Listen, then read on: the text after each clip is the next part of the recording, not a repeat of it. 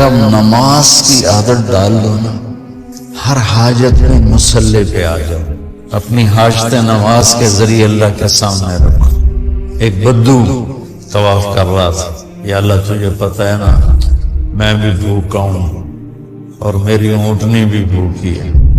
ایک آدمی ساز سن رہا تھا تو نے جلدی سے اپنے تھیلی نکالی کہ میرے بھائی قبول فرما کا پیچھے تو اس سے لینا ہوتا تو اس کے گھر میں آتا، جس کے گھر آیا ہوں اسی سے لینا مجھے نہیں چاہیے۔ طواف سے فارغ ہوا تو اعلان ہوا فلاں ابن فلاں کہاں ہے، تو یہ خود سے کہا جی میں ہوں، کہا آپ کے چچا کا انتقال ہوا ہے، تو انہوں نے اپنی ساری وراثت آپ کے نام کر دی ہے چونکہ ان کی اولاد کوئی نہیں تھی۔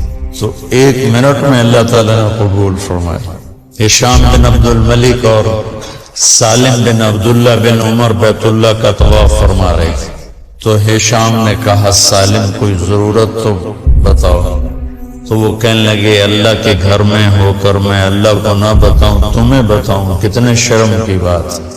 تو ہشام چپ ہو گیا۔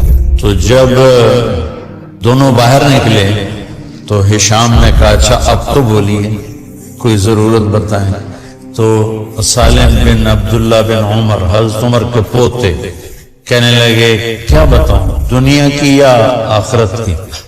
وہ کہنے لگا دنیا کی بتاؤ، آخرت کی میں کیا پوری کروں گا؟ وہ کہنے لگے دنیا تو کبھی اللہ سے نہیں مانگی، تو اس سے کیا مانگوں؟ جو دنیا کا شہنشاہ ہے دنیا تو اس سے کبھی نہیں مانگی، تم سے کیا مانگوں؟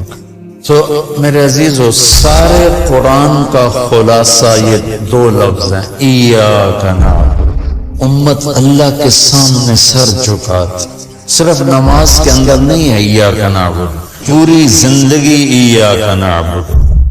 نباتہ بن یزید نخی رحمت اللہ علیہ تابعین میں سے ہیں، اللہ کے راستے میں جا رہے تھے، گدھا مر گیا، تو نیچے اتر کے 2 نفل پڑھ کے کہنے لگے یا اللہ تو بے نیاز ہے، تو کسی چیز کی ضرورت نہیں اور میں تو مسافر ہوں، مجھے اس کی ضرورت ہے، اسے زندہ کر، اور ایک چھڑی ماری، قم باذن اللہ، گدھا اچھل کے کھڑا ہوا، اور وہ نباتہ پہلے فوت ہوئے، کھوتا بعد مرے۔